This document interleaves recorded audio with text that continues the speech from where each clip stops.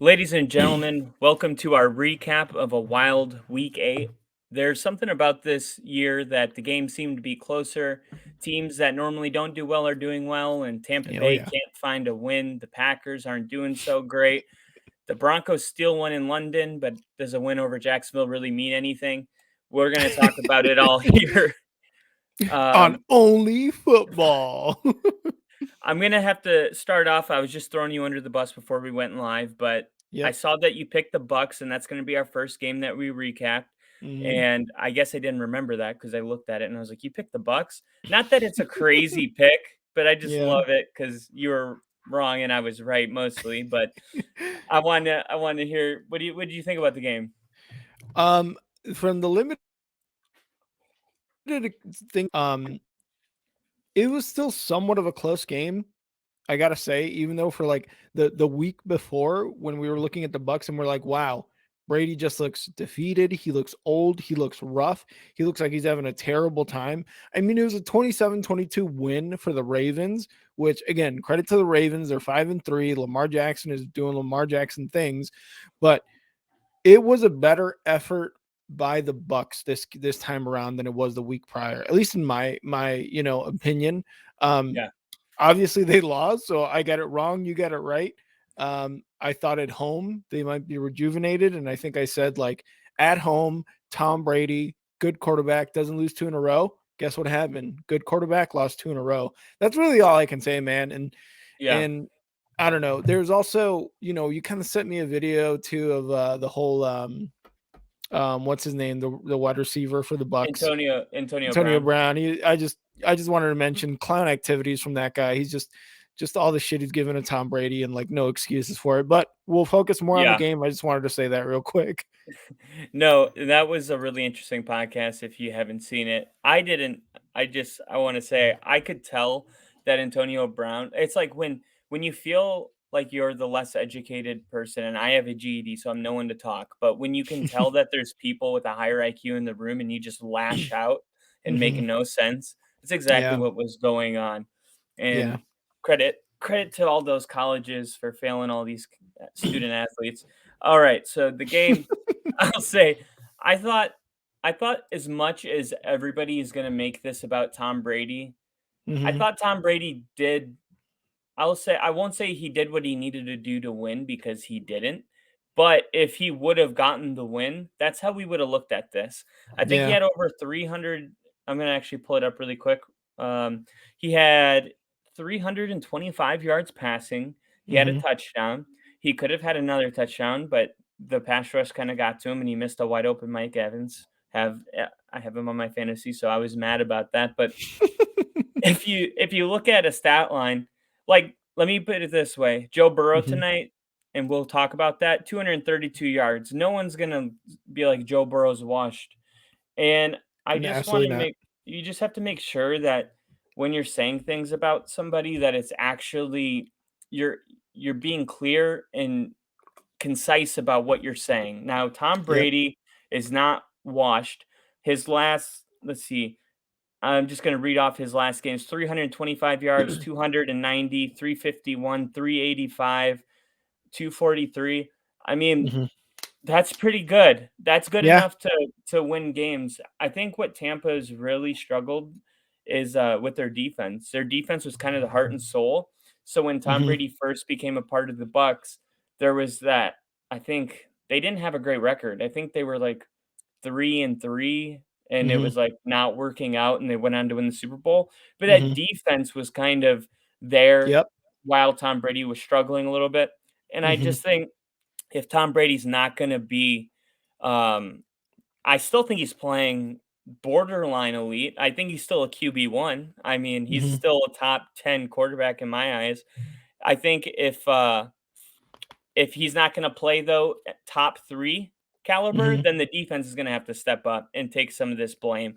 But as long as Tom Brady's on the Bucks, it's gonna be Tom Brady's fault that the Bucks are losing, and I'm not sure that I'm buying that. I think that's just for clicks and for Yeah. entertainment reasons. It's a fun storyline, and now it's spicy because he's going through a divorce, and I mean, we have to be, especially on this show, we're gonna take a broader perspective than just echoing whatever we hear on the ESPN channel. And I really Yep. think that's what mainstream media has become, is a big echo chamber of hot storylines. And I'm gonna say on this podcast, Tom Brady is not the reason the Bucks are failing, and that's just my and opinion.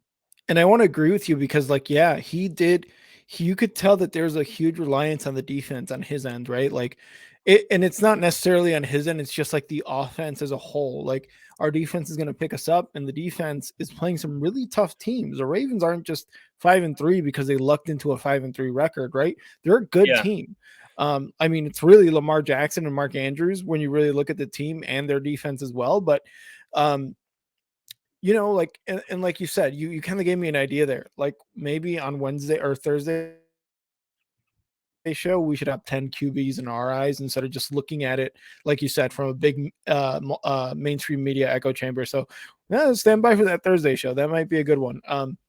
But For yeah, sure. again, credit to Lamar Jackson still, though. You know what I mean? Like you talked about Brady with the 325 yards, Lamar Jackson 2 touchdowns, 238 yards, and like one to Isaiah Likely, which I think is like becoming his number one receiver after DuVernay kind of just fizzled out from earlier in the season. Um, but again, yeah, credit to Lamar Jackson. I just he's playing at an MVP level again, and I love to see it. And you can't take too much away from this team when it's easy to talk about Tom Brady, like you were saying. Yeah, and the Ravens, they showed up to play, and they've been playing better on the road than they've been playing at home. So, Honestly, yeah, I don't it, know I, what it is. yeah, it's been a strange year. But also, two things. A, I agree with you about the Ravens, and we'll move off of this. But the Ravens are a team that are 5-3 that I could see being 7-1. I mean, they blew Hmm. the lead against Buffalo, completely Hmm. just blew it, Yeah. and they lost the game against the Giants. I mean, those are 2 losses right there that you kinda scratch your head. Not saying the Giants aren't a good team, but, Yeah. I just see the Ravens. I really look at Lamar Jackson, and I'm like, you need to beat Daniel Jones," just Hmm. simple as that. Yeah. Um, I can't remember what their 3rd loss is off the top of my head. Um Dolphins, I think. oh, the Dolphins, that's who I Yeah. meant when I said the Bills, because the Yeah, Dolphins it was beat the the Bills. Dolphins. Yeah. Yeah, they blew the lead against the Dolphins and they lost that. So this could very well be a 7-1 team right now, At and least at minimum 6-2.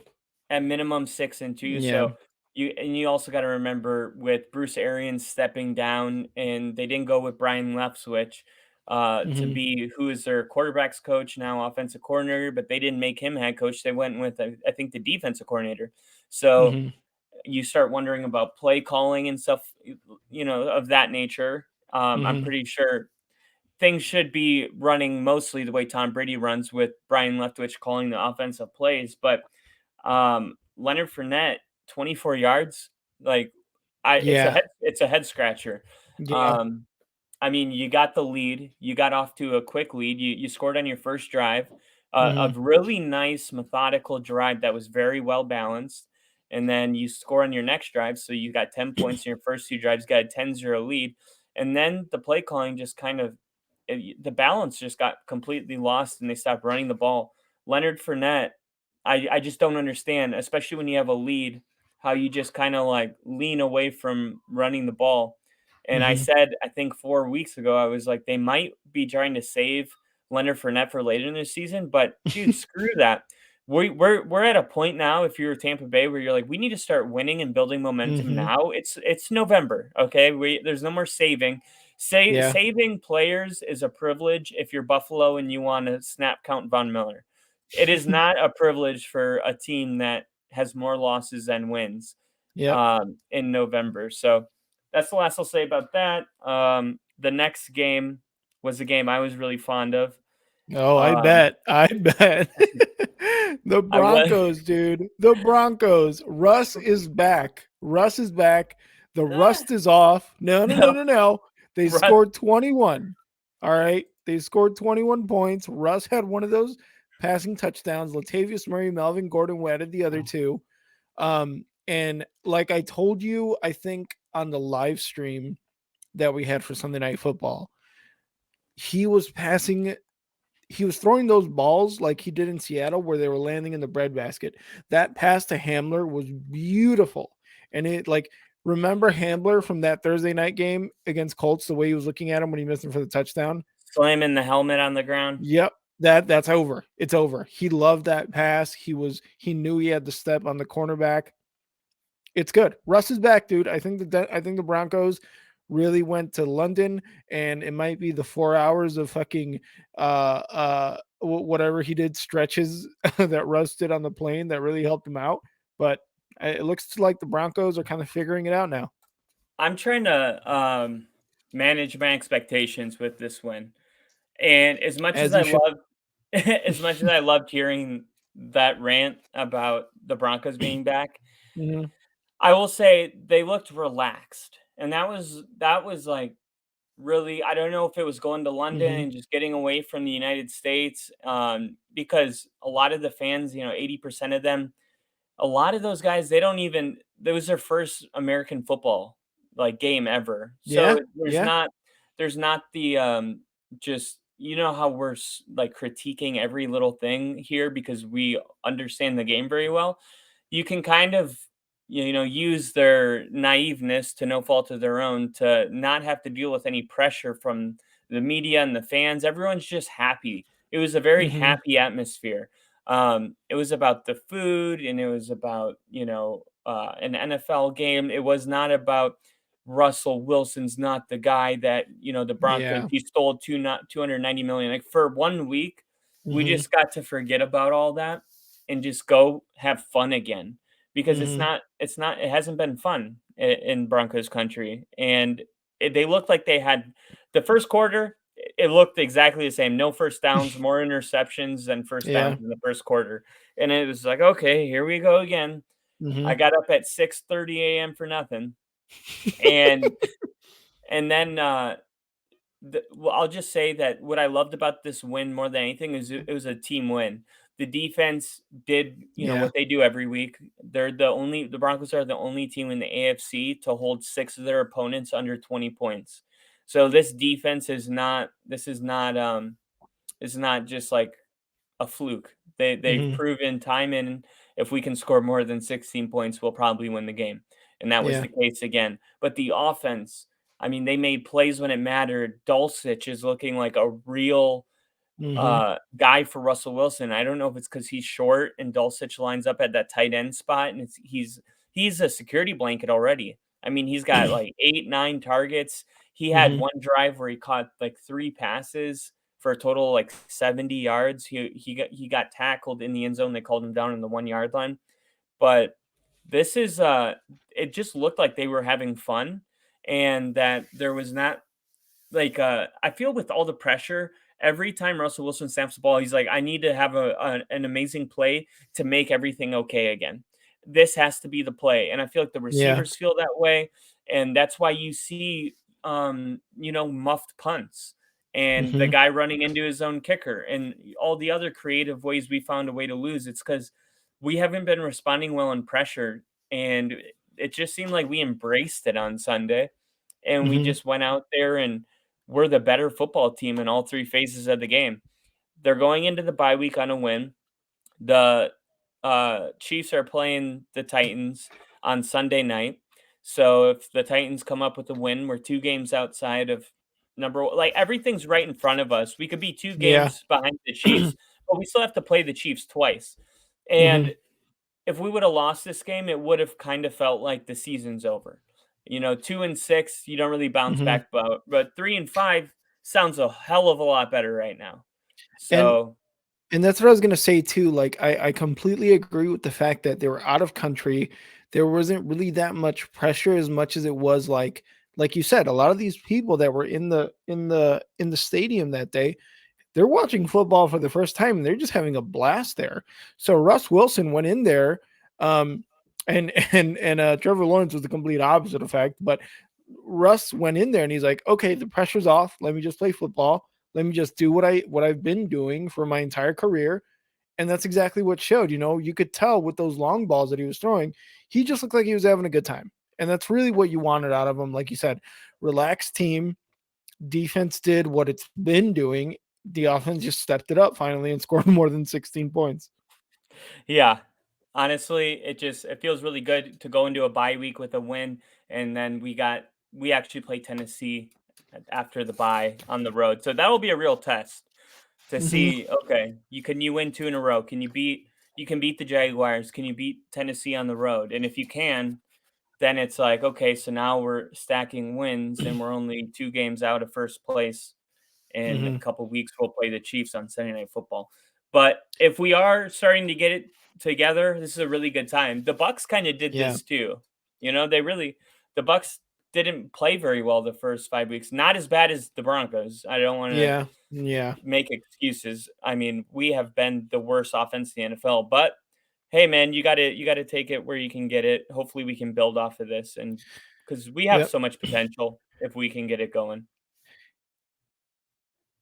And then on the upside, as Trevor Lawrence had a rough game. He had 2 interceptions, I think one touchdown he threw, but Travis Etienne, kind of like what we talked about when they traded James Robinson, he flourished in this game. He had 156 rushing yards and a touchdown. It was the defense on the Broncos side had a tough time stopping him. And I think Yeah. really what worked out for the win was that I think they stopped going to him later in the game. Obviously, right? You really just want to get that up tempo passing game going to try to get the dub. But Travis Etienne doing a lot better without James Robinson. They're taking a lot of his touches. So that was on the opposite side of the Jaguars. But again, they lose. Just to go over our record right now, I took the Bucks, so I was wrong on that one. You took the Ravens. We both took the Broncos in this, so we both got this one right. And the next game that we got right was Panthers at Falcons. What a game, dude! What a game this was. PJ Walker, XFL legend, pretty much, did almost enough to get the Dude, dub. no, he did It was enough.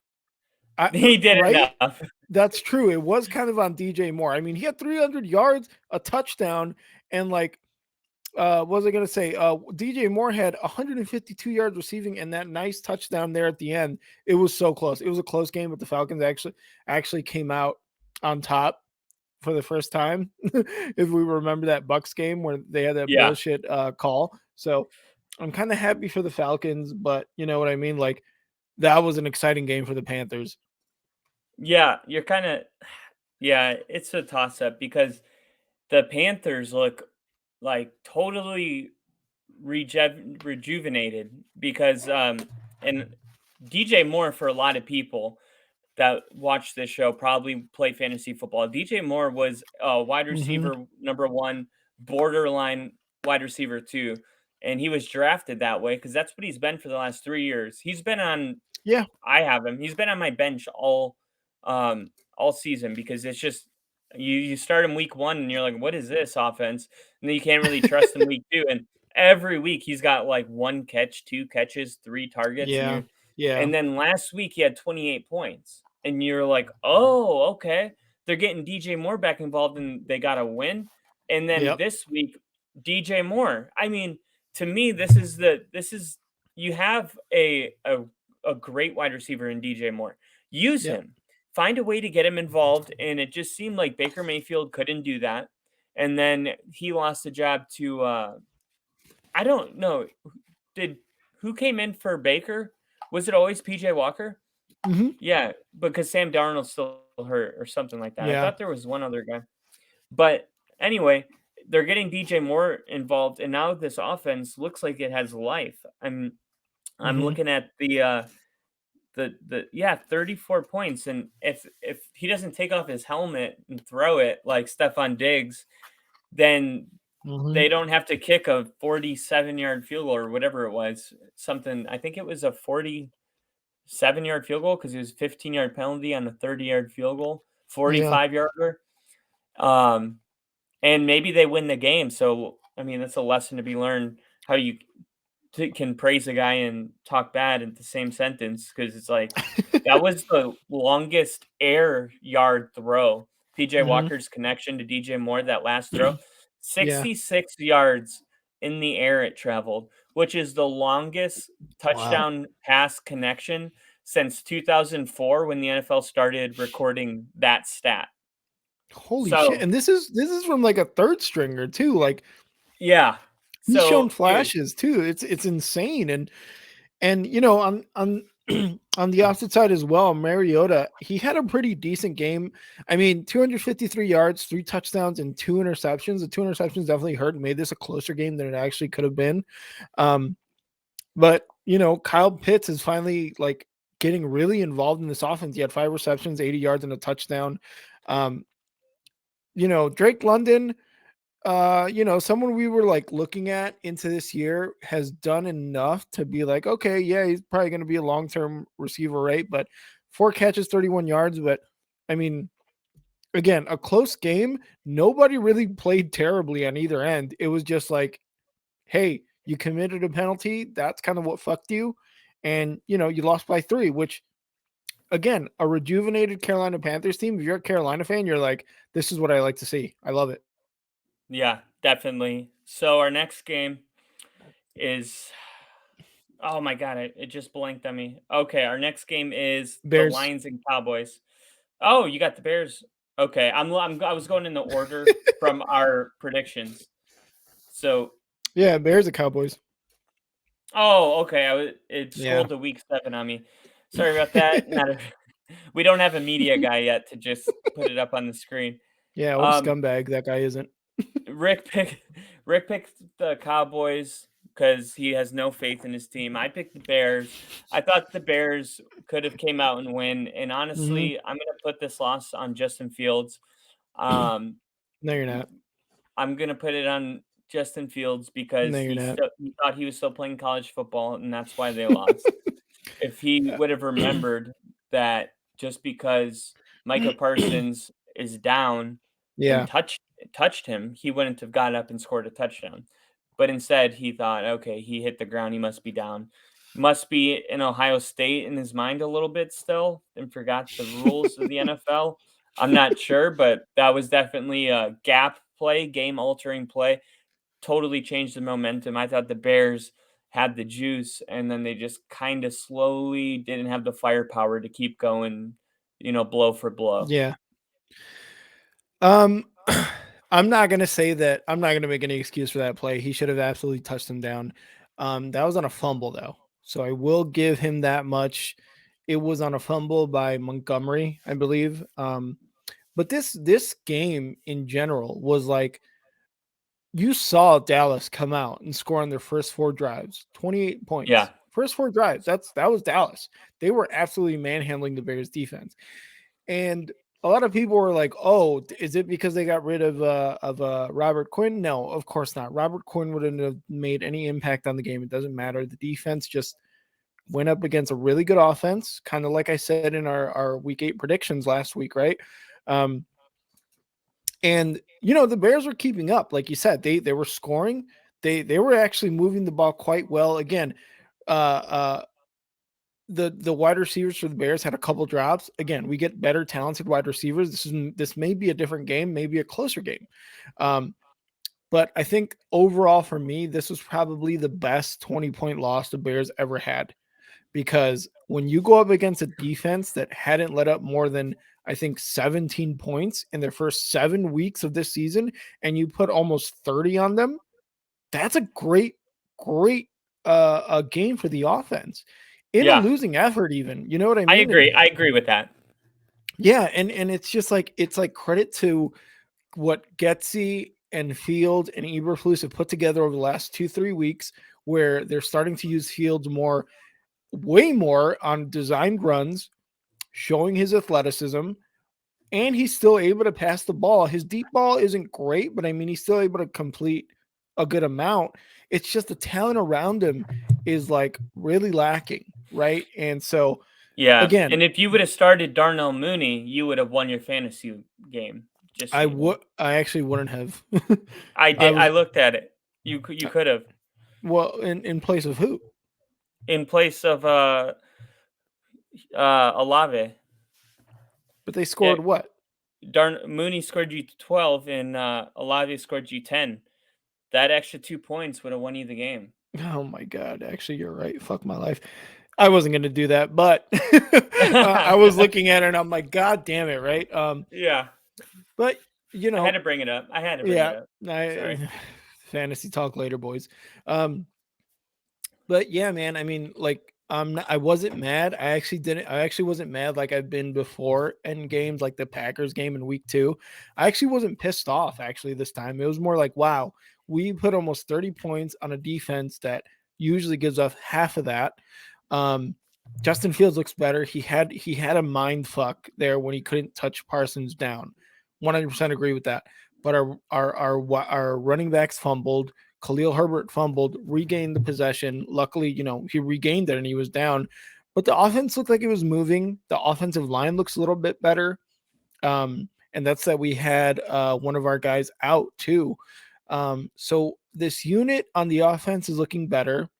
The offensive line is actually top 4 or top 5 in pass protection, which is like, wow, that's insane. Like they've moved up that high since like the first couple of weeks. Um, Yeah, that is crazy. Struggling a lot. Yeah, and the defense is struggling a lot. Uh, Obviously, it's going to continue to struggle because Ryan Poles made a trade this morning, got rid of Roquan, sent him to the Ravens for a second and fifth round pick. And I think he tweeted at me, "Did the Bears sell high?" 100% they did. 100% they did. You move a guy like that in the middle of the season, knowing that his contract's up at the end of the season, and you get 2 picks with it, a second and a fifth. Oh hell yeah! I'm gonna take that all day. Second and a fifth. Second and a fifth, and I believe the only shitty thing is like I think we're paying him like 90% of his salary, and Oh we're yeah, getting did I send you that? yeah, and we're also receiving a linebacker AJ Klein from the Ravens. So I mean, who knows how that works out, but it looks like that was what was happening because they actually brought up Sanborn, one of the preseason standouts for the Bears, into the game. And they just brought him up from the practice squad. So that was good to see. So the defense, is it going to struggle? Yes. But we have a lot of rookies and we have a lot of guys that are going to come up, hopefully make an impact because so far Poles' draftees have done really well. That's kind of all I'll say about the Bears. I wasn't mad. Was it a 20-point loss? Yes, but it was a 20-point loss against a really, really good all-around Dallas team. So I'll take that kind of L all day. Yeah, I mean, the only thing is the salary kind of sucks. But if you're the Ravens, man, the Raven, the Mm-hmm. Ravens are the organization that makes the moves that you're like, why can't we do that? And what I'm hoping is, so we kind of have the same thing, similar with Mm-hmm. Raekwon Smith, but ours is Bradley Chubb, and it's been rumored that he would be a player the Broncos would pick up the phone for calls that have to do with trading him. But I just I don't see like what are you gonna get that's better than Bradley Chubb, a rookie, that Mm-hmm. is unproven Is he when in his last year? he's in his last year, but they could franchise tag him. Mm. So I say let him play out and then tag him because who are we going to use the tag on? We don't have anyone else that needs the tag. Everyone else is still under contract. Mm-hmm. So yeah, I think they should just tag him and then see how he does next year and then make a decision. Okay, I mean, but you got to know the Broncos are also looking at Nick Bonito and Randy Gregory and Baron Browning, the guy that you were like, dude, that guy's good. Love So that guy. yeah, there is something about the Broncos where ever since Von Miller got drafted, we just have like nasty edge rushers, like no matter Mm-hmm. who we put in there. And I think a lot of that is just from the Von Miller tree, of him like training up all the players. Yeah, Just like I how can the see that. receivers are always good in New England, and you know, Yeah, it's the same thing. So, yeah, um, but yeah, we'll see what happens with that. I don't know. I feel like you can never have too many pass rushers because true. you can rotate them and look at right now. Baron Browning didn't play. Randy Gregory's out. So anyway, I think the Bears though, if they sold high, good for them. If I'm the Bears, and this is the last thing I'll say, if I'm the Bears and I woke up tomorrow in office and it was Mm-hmm. my job to get the Bears, the first thing I'm gonna do is I'm gonna grab the two most valuable things on the team that are Mm-hmm. expendable, so not Justin Fields and not Darnell Mooney, and I'm going to trade them for picks because they need to. they need to go into this draft with at least 10 picks this year, They and got at 9. least 10 picks next year. And Mhm. that's how you rebuild the team in 2 years. And they can That's also, if they're not paying, so this is what you do. You take rid of all your expensive pieces like Roquan Smith wanted to be the highest paid linebacker. mhm, You mhm, get picks for those guys, and then all the people you draft are on rookie contracts, so they're cheap. mhm, And then you can use the money you would have spent on Roquan in free agency. That's how you do it. Keep mhm. the players young and keep the money going to like 5-star free agents. That's what I would do. And that's what I said after I learned about the Roquan trade. I was like, look, don't touch Fields and don't touch the guys you have on rookie contracts like Brisker, Gordon, Yeah, um, a couple of the O linemen, honestly. Anybody else is expendable, even Mooney at this point. I don't like I love Mooney. I like him. I like his speed. I like that he was 1,000-yard receiver last season.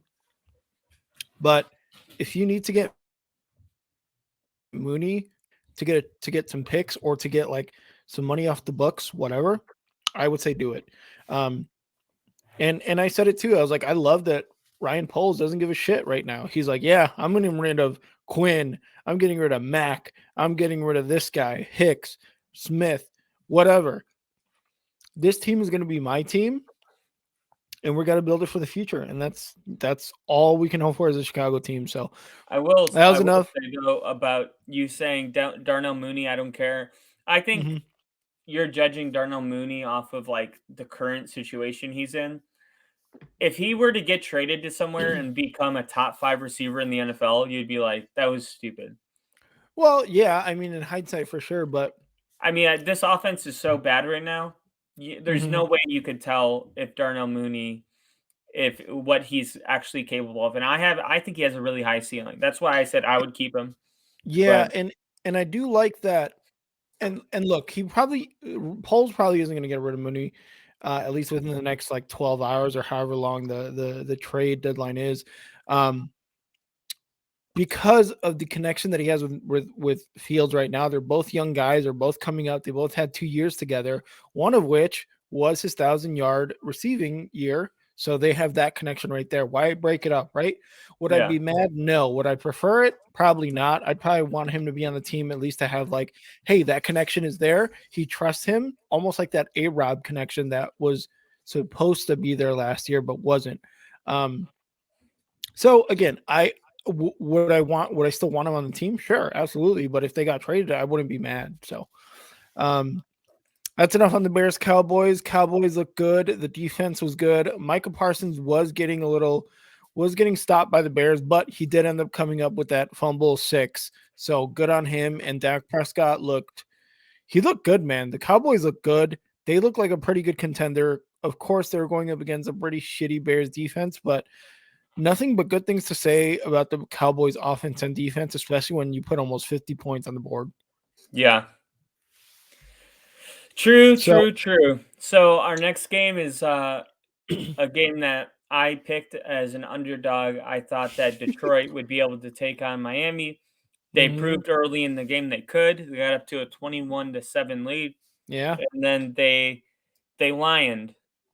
the I Lions. everyone else was playing football, and they were just lying around. Yep, You yep. like that? Lying I around. love it.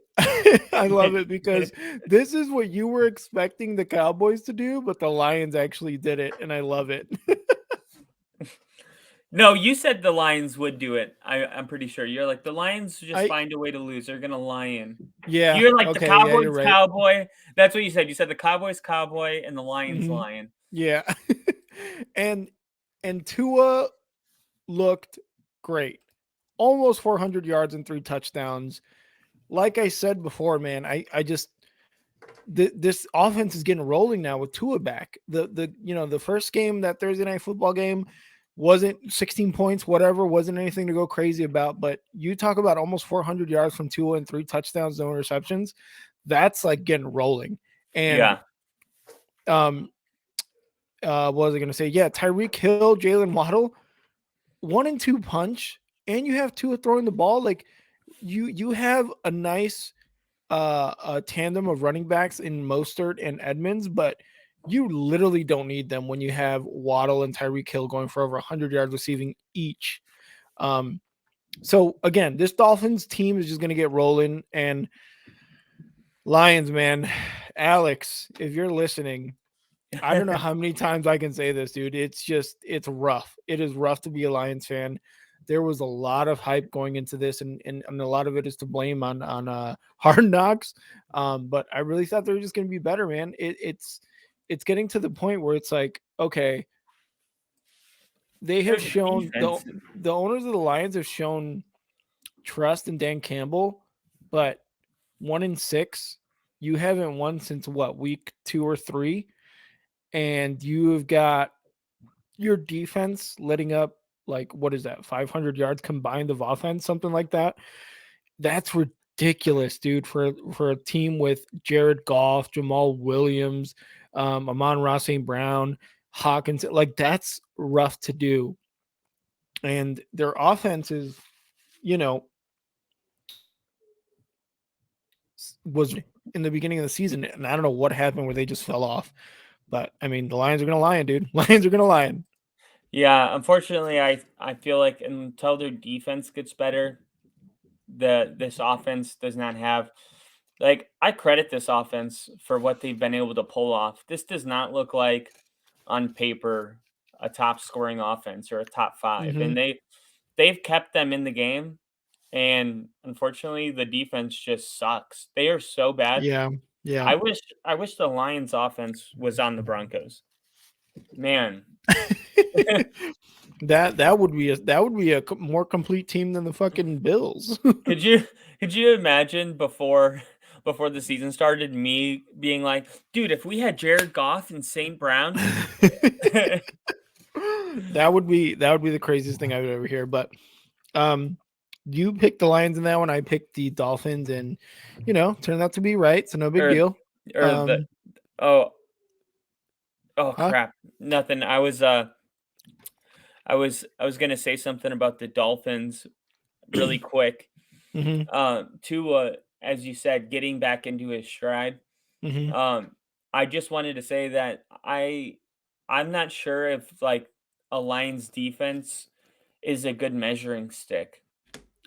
Because Well, I mean, no, I wouldn't say so either. But I think that's a great way to kind of get in the swing of things. I mean, yeah, yeah, that's a you good know, point. But like it, and I it's like wouldn't be like really. Sorry, go he's ahead. back. I wouldn't necessarily be like, oh, he's like.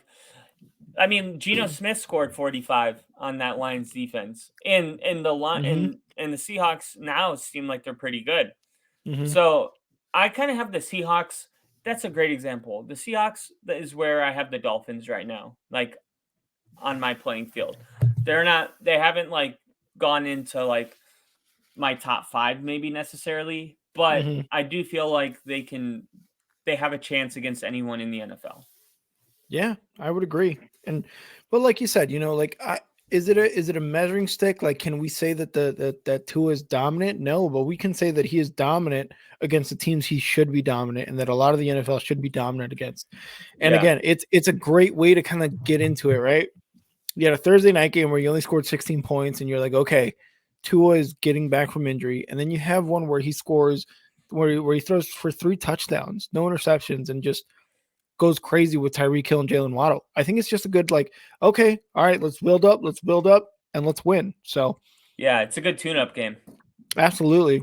Um, Next game up, we had the Cardinals visiting the Vikings. Uh, in a game where actually, I don't know, we both picked the Vikings in this one, so we both took a dub on this one. But I'll tell you what, man, Kyler Murray and the Cardinals not taking any dubs soon is what it looks like after going against the 6-1 Vikings. Well, you have to credit the Vikings. I know the Vikings aren't the sexiest team in the NFL, but at a certain point, this team finds ways to win, and they do it almost every week. Besides the Eagles, who Mm-hmm. some have the most complete team in the NFL. Um, I look at this Vikings team, and it's not that they just find ways to win. It's that they're finding ways to win games in different ways. And that means more to me than just finding a way. Like, hey, like when we had Tim Tebow, we found ways to win, but the story was similar. We kick a last second field goal and keep them under 16 points, and we would win 10 to 13. That's how we found ways to win. The Vikings are finding unique ways to win. They Arizona scored 26 points. The Vikings were like, we'll score 34. So I like that even though the scores seem very different, whether it's a low scoring game and the defense has to step up, or it's Kirk Cousins that has to step up, Dalvin Cook. Yeah. It's like no matter what, it just seems like this team rises to the occasion and they win those games. I would rather see that Minnesota Eagles game right now than Hmm. week 2 because I really think this team has progressively just gotten more confident Hmm. and first time play caller, a lot of new going on, but this has transitioned very smoothly, and I think this Viking team. I'm not saying they're a Super Bowl team yet, but this Hmm. is this is exactly how I felt about Minnesota. I had them actually 7-1 at this point in the season. Oh, really? Play the tape. Play it. Play the tape. And look, like you said, they're finding ways to win. Kirk Cousins, 230 yards, 2 touchdowns. This is like what we were saying about Tua and the Dolphins against the Lions. Um, they're finding ways to win, and it doesn't matter because it doesn't matter if you want to criticize the way they're winning because they're 6-1. They're beating a very high level offense in the Cardinals, right? They went out that week 2 game against the Eagles was really the only one where it was like a question mark where what exactly happened, right? The offense wasn't going. Again, it's week 2 under a new regime, but they have just improved since then.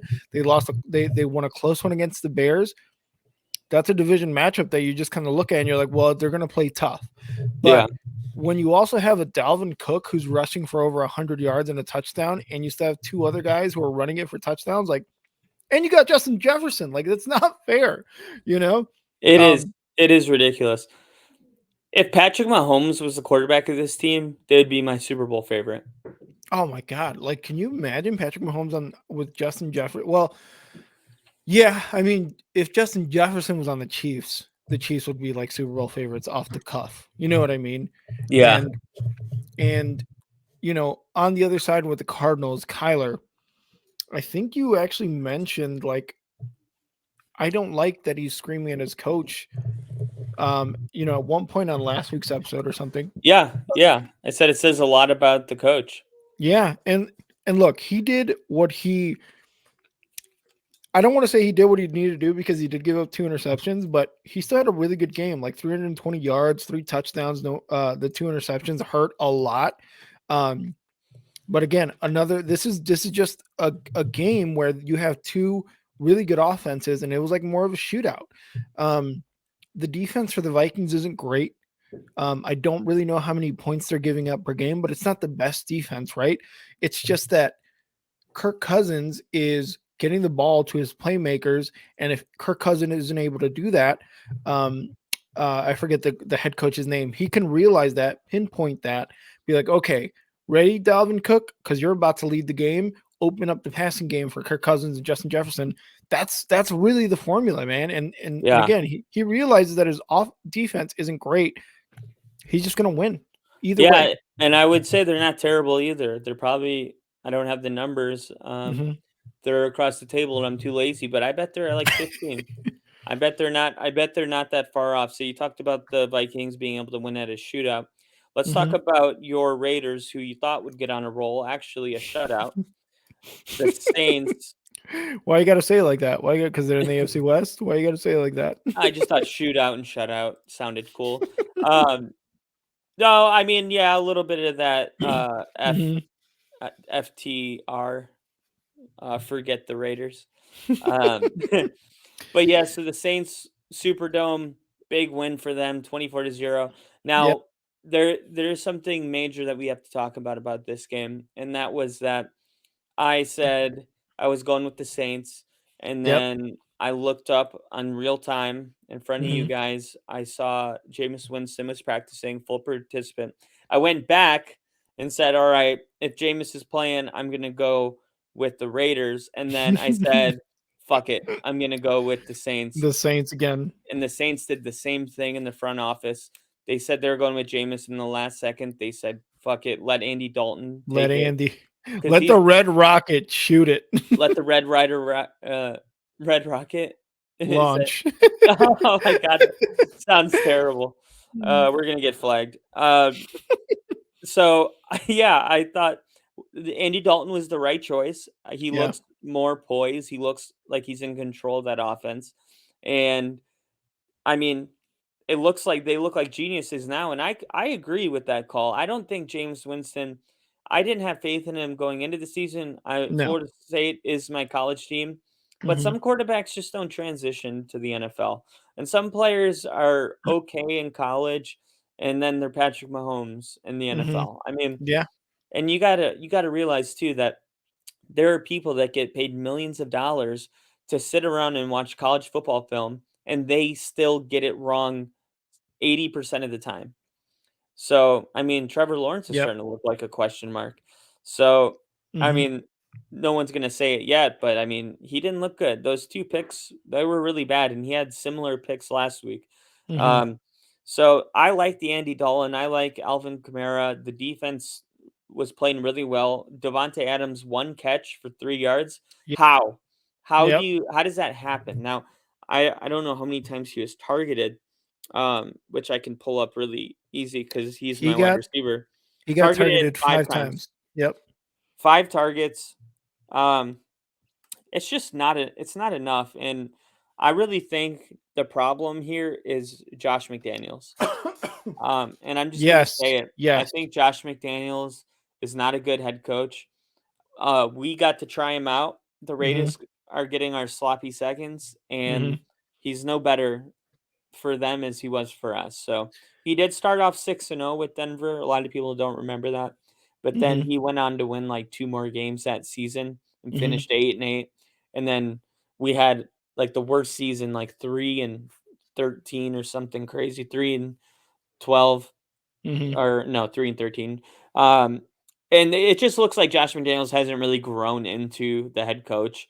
Um, some people are just coordinators, and that's okay. You know, Yeah. Nathaniel Hackett is a really good offensive coordinator, and for some reason, they can't take that next step and see the whole game. They spent too much time Mhm. only having to worry about the offense.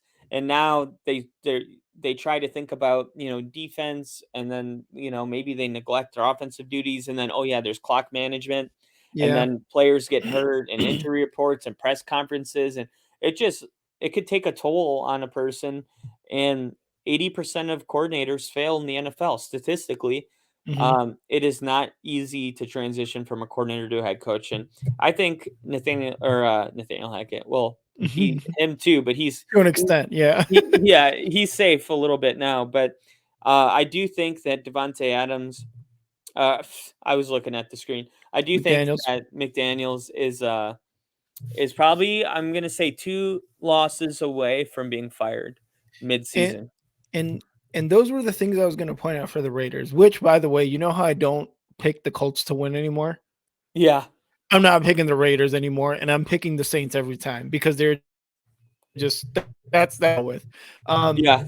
but those were the things I wanted to point out with the Raiders was like Devontae Adams 1 catch 3 yards. How does that happen as a head coach, as an offensive coordinator? I don't know. Derek Carr was not that good, and he got replaced by Jarrett Stidham, like towards the end of the Oh my. game.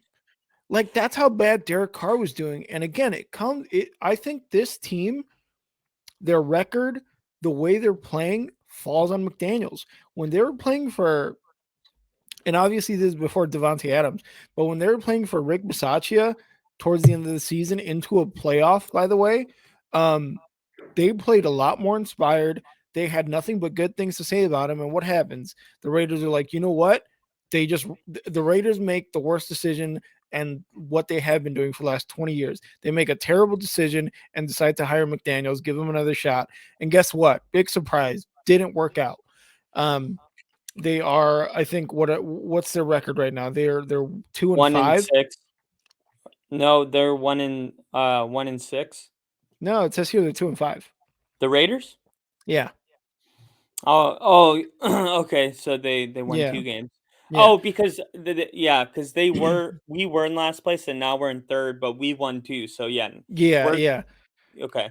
So I just it really does come down to the coaching, and I think, like you said, a couple more losses, McDaniel's on the hot seat, and it sucks because Derek Carr has just been through the fucking ringer with head coaches, and he tries to stay positive. He has his old college buddy in Devontae Adams, and somehow they're only 2-5 after I had them second in the AFC West this year in our preseason division standings. So I don't know, man. It really does fall on the coaching. This is one of those times where like Derek Carr is a talented guy. You bring on talent. You already have Waller and you have their running back there, but the connection between what's on the field and the coaching staff and what type of game plan they're putting out there, it just doesn't make sense. So credit to Andy Dalton and the Saints. They have proved me wrong 2-3 times already.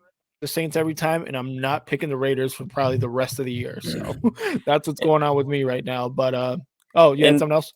yeah, just so we we can admit we're wrong on this podcast and give real information. So all that stuff about McDaniels, I guess, look, to us in the outside world, sometimes we see things more clearly than the people really close. Mm-hmm. And a lot of these owners, they make these decisions and they just dig their heels in instead of the best. The best owners, they bounce out of those situations so quick. They just get out of there. They're like, no, we're not going to waste any more time. Like it's okay Yeah. to make a mistake. Russell Mm-hmm. Westbrook was a mistake. LeBron James made a mistake when he recruited him. That doesn't Yep. mean LeBron James is bad at recruiting players. That means he made a Mm-hmm. mistake. And it says right here that Mark Davis, the owner of the Raiders, said Josh McDaniels is our head coach and will be for years to come. That was following the shutout loss. So Mm-hmm. it looks like the Raiders are going to really dig their heels in with McDaniels at least probably 2 years. That's rough.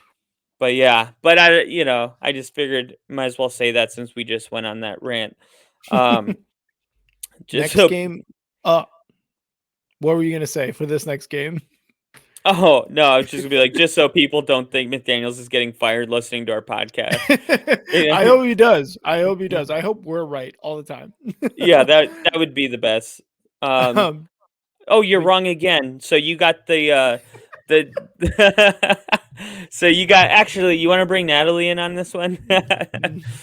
So if you guys I haven't gave been her some keeping shit. up, Don't worry. okay. So Rick's wife is a big Jets Jets fan. And the Jets to me are fakers a little bit. They beat the Mm-hmm. Broncos and they shouldn't have. Um, they just don't seem like they have like something about them. Like Sauce Gardner, legit defensively good, but you can't just have no offense. And Mm-hmm. they're not. They had a little bit of running game, and unfortunately against the Broncos, they lost their star running back for the season. Traded for Robinson from the Jaguars, and it wasn't really a plug and play type thing here. The Mm-hmm. Patriots get their 13th win in a row over the Jets, and I guess I'll ask you, why did you think the Jets were going to win? And looking back on it, it sounds like I'm being like very conceive or conniving. Mm-hmm. Uh, Looking back on it though, is there something you learned about the Jets that you didn't think, or is this just a tiny stumbling block and the Jets will get it back? Um, what I should have looked up and what I should have done is seen that they had lost 12 in a row straight to the Patriots to Bill Yeah, Belichick. I You mean know, like the odds might favor the Jets to get a win with numbers like that though. Can't lose them sure, all. yeah, sure, but I mean, also like I gotta kind of play the stats on this one, right? And don't get me wrong, Mac Jones didn't play well. Like he had less than 200 yards, a touchdown, and an interception, but Zach Wilson was way worse. 355 yards, sure, but 3 interceptions and 2 touchdowns. Like when you do that, what else? Like your defense is good, but it's not that good to make up for 3 interceptions, right? Yeah. So I should have played the stats. Bill Belichick owns the Jets. The Jets were a little bit better this year than I think a lot of us expected, other than Jets fans. But that's what happens. But again, when Zach Wilson throws 3 interceptions, your defense cannot make that up, especially when they're on the field for a lot longer than the offense is, dude. Like, come on. I heard the best analogy of all time, probably ever. What They is said it? Zach Wilson plays like if Patrick Mahomes was drunk. dude, honestly, like he was slinging the ball and don't like this is his second year. So I think he still has that um I think he still has that leeway because he's slinging it, right? Like he is slinging the ball, but almost 400 yards. Like I wish Justin Fields would do that with 2 touchdowns and 3 interceptions. But I love better that Justin Fields can make a lot more plays with his legs than throw 3 interceptions. So you kind of got to give and take here. I don't think Zach Wilson will not be their quarterback of the future, um, just because of this game. I just think you got to play the stats and realize that Bill Belichick owns the Jets. And on the other side, Mac Jones again, not a great game. And honestly, Ramondre Stevenson for 71 yards, not that great either. Like this was just Yeah. kind of like a meh type of game, but the Patriots came out on top because they were a little bit better today or that day. Yeah. And the head coach for the Jets, Salah, said he's planning to ride Wilson for the duration of the season. So I don't know if Mm. Zach Wilson's going to have his friend's mom in the room or what, but Salah will be riding Zach Wilson all season long, which Riding him. takes us to our NFC North favorites, the Pittsburgh Steelers. We're going to talk about the Steelers getting that upset loss over the Eagles. You Upset thought the loss. Steelers were going to go into Philly. The Eagles were going to ride too high. And before I pass it to you, I will say this. Jalen Hurts is very similar to Patrick Surtain in Hmm. the way that they grew up with parents that were coaches, Hmm. and a lot of those cliche coaching lines, Hmm. they're implemented into their heads because they've seen them to be true, so they don't have to buy in. They know it's real. Hmm. Um, like we call things cliches, but it's because they're real. Like we're gonna take things one game at a time. Yep. That you could call that a cliche, but that is what you have to do. If I was a quarterback, I wouldn't look ahead of my schedule. I would prepare for 1 week at a time. And Joe Burrow just was on Colin Hmm. Coward's nightly podcast where he like smokes pot and cusses a little bit. He says like shit twice. Um, Oh, how raunchy. and like he like whispers about how hot Sierra is, making sure his wife isn't here. He's Shit, like, I shit, shit, met shit, shit. Sierra. Yeah, it's actually really funny. It's like, oh my god, he's really letting his hair down. But anyway, Joe Burrow said the same thing. He's like, yeah, I just take it one game at a time, and that's what the good quarterbacks do in this league. And Jalen Hurts, Hmm. he's not going to look past any opponent, and that is Hmm. something people need to understand about him. There will never be a time where the Eagles lose because they were caught in a trap game.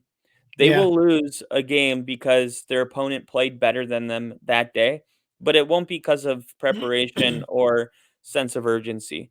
And Yep. Jalen Hurts has that whole team bought into to him, and that is the way he prepares week to week. Hmm. So, um, I know that that was kind of your thinking when you went with the Steelers. You're like, it's probably going to be a trap game, but it's Yeah. something to note about Jalen Hurts. As young as he is already a true pro, and I thought that last year, and I thought he would win the MVP this year because I felt like it was going. I just felt like there needed to be a bigger sample size of Jalen Hurts for people to like see him in that light of an elite Hmm. quarterback, Hmm. but he showed it last season. It just when you're not undefeated, it's not talked about as much. Um, yeah, the Eagles look like just all around a really good football team. What did you think? Wh- This is my first thought. AJ Brown on that Eagles team is making Jalen Hurts the pro that you're talking about. And yes, you could look at last year and think he was already pro, but man, dude, the fact that he has AJ Brown, Goddard, Miles Sanders on that team, like the Devontae talent Smith. around him, Devontae Smith, like the talent around him is incredible. It just kind of reminds me of like this Bills team or like the Chiefs team back when they did have Tyreek. Like the talent around them is incredible, and he is Jalen Hurts is looking at that and saying, "This is what I need. This is what I'm going to do with them." And he gives AJ Brown 3 touchdown passes. You know what I mean? Like Yeah, that's insane. That is just pure insanity. And they are, again, we go through our top 5 and they're usually 2 or 3 every single time because they are one of the more complete teams in the game right now. And my Steelers, not really my Steelers, but the Steelers, they have a rookie quarterback who started in week 3 or week 4, whatever you had predicted, and he came in yeah, 25 for 38, 191 yards and an interception. The only passing touchdown came from Chase Claypool, which was insane. Um, so and Kenny 7 rushing yards, not something that's going to jump out, but I mean, he's got legs. At least you can kind of do that, right? Um, this is a building team. The Steelers are a team that's building right now. This team for Mike Tomlin is probably going to be the first under 500 club he's ever coached, which is sad. But yeah, you can't, and yes, I picked the Steelers to win because I was like, it's going to be one of those trap games, like you said. But you're right. You're 100% right. The Philadelphia Eagles are not going to lose unless the team across from them is that much better. And the Steelers are just not that good at all. yeah. And I mean, it's bound to happen to the greatest coaches. Bobby Mm-hmm. Bowden had bad seasons at Florida State. Belichick, missed the. Did he? No. Did he miss? No, he didn't miss the. Has he missed the playoffs yet since Brady left? Mm, I think his first year he missed the playoffs. Cam And Newton. I think Cam Newton missed the playoff, and then Mac Jones he went. I think he missed Mm-hmm. the playoffs his first year, and this is the first year Big Ben is gone. So I know Big Ben's not Tom Brady, but uh, Big Ben was obviously something. I mean, he wasn't. He looked like a drunk dad playing flag football. That's what he looked like. When my dad plays He flag did. football, it's like he can't really run, but he's like really big, and he just kind of like makes like one throw a game that you're like, I still got it, you know? You're like, did that man just pull a muscle or what happened? Yeah. And yeah, I guess Big Ben might have been a little better than we suspected. But Mm-hmm. anyway, moving on to I would say the rushing king. I think he's got that title. Derrick Henrying, and Mm-hmm. because and I said that going into the season. I said whoever has a better season, Derrick Henry or Jonathan Taylor, is going to win the division. It's that simple. Jonathan Taylor had like 5 fantasy points. They're not really even using him. I don't know what the hell's going on. Mm-mm. Um, this is a guy that almost won MVP. Meanwhile, Derrick Henry, I think he had 3 touchdowns in Yeah, he uh had. Let me. I'll look it up. You go or ahead. he had 2 total touchdowns. Um, he's just a monster. I mean, 219 rushing yards. Like, that's more rushing yards than some offenses had total. That is just insane. Yeah. So, um, this is this is a really dangerous team when Derrick Henry's at his best Mm-hmm. because they keep offenses totally off the field. They stuff the box and they know they're running the ball and they still get 5 yards of carry Yep. and then they make you have to respect their run game. And then a guy like Tannehill looks fantastic when they bite on the run and it's a play action and he Well, dumps it off for a quick 20-yard pass. and also I think like because Tannehill has been looking good. I mean, he got hurt this week, obviously, and that's why Malik Willis was in there. He did I awful. Yeah, I mean, 6 for 10, it was what it was, but I think they did 6 it. for 10. Yeah, but here's the thing though. Here's the thing I gotta respect from the head coach for the Titans. I forget his name at the moment. He Uh, yeah, yeah. I don't go ahead, I'll yeah, think of it. he realized we got our rookie quarterback in because our starter's injured. We have Derek fucking Henry, and he's gonna rush for all the yards. Realized our running game is unstoppable right now. And that's all we're going to do. And what happens? Derrick Henry rushes for 220 yards, 2 touchdowns. Malik Willis, 6 for 10 with I think, an interception or something. Yeah, And they end up yeah, winning. Like that, dude, if you are a running team, run the fucking ball. And that's yeah. what they did, man. Like you can't give them too much shit because what they did worked. I'm gonna give him shit. No, I'm kidding. No, I'm doing the opposite. I think that is the recipe that hasn't proven to actually help them in the playoffs, and I know, um, we've been joined a couple times by um, I'm blanking on his name right now. He Alex? jumped by Alex, he jumps Oh, in Eric. Eric. or Eric. Yeah. Um, and I know he's like, "I'm not buying the Tennessee Titans," Yeah. and I don't know what there is not to buy. I mean, they held 10 points to the Texans. Yeah, I mean, Yeah. that's a Texans team that we've seen score more than 10 points plenty of weeks. Um, and then they're able to Mhm. run the ball for 200 plus yards. So here's the real test. We're not gonna, this will be a sneak peek of our Thursday episode, but they are going to go to Kansas City next Sunday night. Mhm. And I don't know if Tannehill will be ready. I hope he is because I want to see the real deal. Mhm. Can that Titans team beat the Chiefs in Arrowhead? I mean, that is Yeah. a real question right now. Mhm. Um, and I think they can. I think I think Really? I think they can. I've seen this Titans team just kinda take team because they keep Mahomes on the sideline for so long. He's Yeah. just throwing footballs, watching Derrick Henry run, trying to stay warm. Let me jump on the bike real quick. Like, Yeah. they're just, like, kinda twiddling their fingers, they don't know what to do, and then they get in the game and they feel like they have to score on this drive because Mhm. I don't wanna sit around for another, 8 minutes. When Derrick Henry's running good, we've seen this team go into LA last year without Derrick Henry and win. Yeah. So, with Derrick Henry, I think they're peaking this is when they peaked last year. They get into November and they kind of like, "All right, let's stop dicking around, and let's, not only stop dicking around, but let's get the number 1 seed." I think Buffalo's gonna wrap that up this year, but Mhm. they're definitely gonna fight for that number 2 spot with Kansas City, and we're gonna get a sneak peek Sunday. And I don't disagree with you saying that, like, they could go into Kansas City and really, like, either get a win or really, like, make a statement or make it a close game because let's not forget, as good as Kansas City's been on offense, their defense has not been great at all.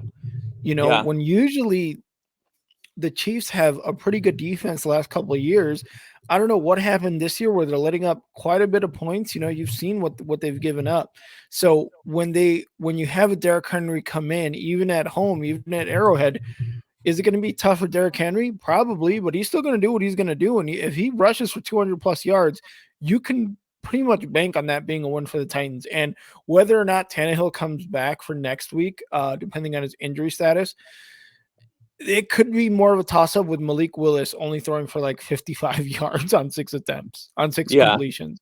So I I don't picked him disagree with up that. on fantasy just in case, you Oh, did know? you? I was like, "You never know." Like, what if Mm-hmm. this dude is really good? Um, but yeah, the head coach, Mike Vrabel, he's, Vrabel, there you go.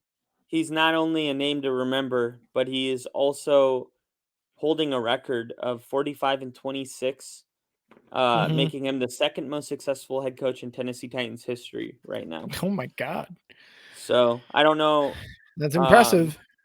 yeah, I mean, that means something, right? Mm-hmm. That's kind of a long track record, 4 years. Yeah. He's doing something right over there. So, yeah, I just I don't see Tennessee yet being a team that's like gonna knock off. And I know I said they're gonna fight for that number 2 spot. I didn't Mhm. forget about the Ravens. I still think that Yep. the Ravens, the Titans, like Chiefs, Buffalo, we're starting to see a playoff picture. Yep, yep. It's starting to become a little bit more clear. I mean, we're almost halfway through the year pretty much, so it does get a little bit clearer now. So, um, one thing that did get a lot more clear is, are the Washington Commanders good or are the Indianapolis Colts just bad? Yeah, Because this is my game of the week. this was your upset, wasn't it? No, no, no, no. We both picked the Commanders. Oh, okay. And dude, Taylor Heineke, what did I say about him? He brings that energy into the Commanders team. And sure, he had an okay game, right? Like one touchdown, one interception for 279 yards, but they ended up winning. He did enough in the fourth quarter to get those 10 points and to get the win for the Commanders. Like, and you had Sam Ellinger on the other side for the Colts. Not He honestly had a pretty decent game. No touchdowns, but no interceptions, which is crucial as well. 201 yards on 17 completions.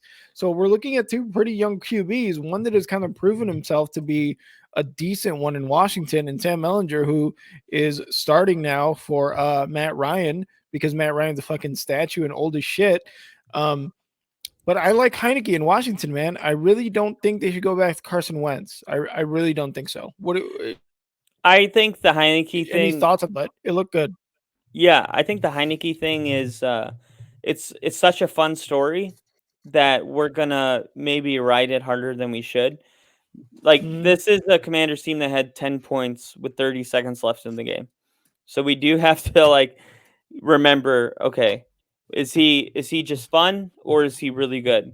He's fun. mhm, He's fun. mhm, I mean, Terry McLaurin won that game, not mhm. Heineke. As much as he threw that ball, that I don't know if you saw it. They're on the 50-yard line with 30 seconds left, and they threw a 49-yard pass to Terry McLaurin to get him on the 1-yard line to win the game Yeah. Mhm. 17-16. They almost lost this game, and the only reason they won it was because Scary Terry made a Scary ridiculous Terry. catch. Ridiculous. I mean, won that game. The Commanders found a way to beat a Colts team that are not that good, but look, they're 4-4. I would love to be Yeah. 4-4. I would. So, Same. um, uh, I like that they're still playing for something, and that Chase Young is practicing now. So Yeah. we'll keep you updated with that. The head coach said that he urges caution on that, so I don't think he'll start next week. They're Yeah. taking it slow with a player like Chase Young. You don't want to rush him back. So, um, but hey, you're 500, about to get your best defensive player back. Why not? Try to grab that extra wild card spot. Why not, dude? And I mean, imagine Chase Young on this Washington Commanders team who's already not letting up a lot of points like you see a lot of really good teams letting up. Yeah, I mean, who knows if Carson Wentz somehow gets some sort of if he comes back and he starts, or if it's Heineke, like you get that confidence knowing that you have a difference maker in the game in Chase Young back. So that's just going to be better for that. Whoever is the quarterback, we both had that game correct. Next game we did have correct as well. 49ers at Rams. Sean yeah, McVay is just like Kyle Shanahan's bitch, dude. kryptonite. Yeah. Yeah, it was incredible. 31-14. 49ers go into LA and just dismantle the Rams. What did you have on this game? Well, this is what we talked about when I said Christian McCaffrey is going to be heavily involved. I was willing to give up the kitchen sink for him on my fantasy team because I suspected that Kyle Shanahan is going to, if Christian McCaffrey could be what he was with the coaching he had in Carolina, I couldn't imagine what was going to happen when Kyle Shanahan was in the lab after hours cooking something, Oh yeah. some crazy concoction up. And what did he cook up? The first time a player rushes a touchdown, throws for a touchdown, and catches a touchdown since It was LT did it. insane. LaDainian Tomlinson, I think it was 2007, and I think Mhm. it was against the Broncos. That's why I remember that game. And LaDainian Tomlinson was such a freak, Mhm. and it's funny. This is a quick little sidebar, but when you're younger and you see a player like LaDainian Tomlinson with the black visor, Yeah. and you're just like, dude, you're like, they are so good. It's like you can't even hate them, even though they're like on the I rival team. I had a poster of him on my room when I was younger. Yeah, in the in Mhm. the the blues, the light blue, the baby Y blues. Yep. Mhm. Yeah, the dude that was so cool. I was like, man, I hated it when we were playing him, but I was like, I respect it. I thought Mhm. girls that wore his jerseys were cute. I thought everything. So, Mhm. um, but now we're adults and we don't look at them like the beasts that we saw them as a child. Yeah, Like when yeah. you're a kid, you look at them and you're like, man, they're like they could walk on water. Christian McCaffrey is modern day LaDainian Tomlinson. Mhm. And I just don't want it to get lost on us because we're adults and he's younger than us. Then, like, when you're 7 and LT scores a touchdown, You're like, "Wow." But for someone out there, Christian McCaffrey is their superhero, just like LT was ours, Yep. and Christian McCaffrey did not disappoint. He had a superhero type game. I think he's 3 or 4 for 4 now throwing passes, so he connects on all of them. Wow. I think they were all touchdowns too. It's like some silly stat like that. It's like, and Super perfect. they just found a way to get him involved, and all of a sudden this 49ers team starts to seem very dangerous, right? Yeah. Yeah. They lose to the Chiefs, whatever, no shame in that. It Mhm. wasn't as close as they would like it, but CMC's first game back. But then a convincing win over the Rams on the road, Mhm. which the word was there was more 49er fans in LA, and that's just part of the problem with that stadium. And I've been talking about that with the stadium in LA not really it's like the second favorite team is the Rams, maybe, unless it's the Chargers, but it's always the Lakers. So Yeah. it's Yeah. not like some people have nothing else but the Green Bay Packers.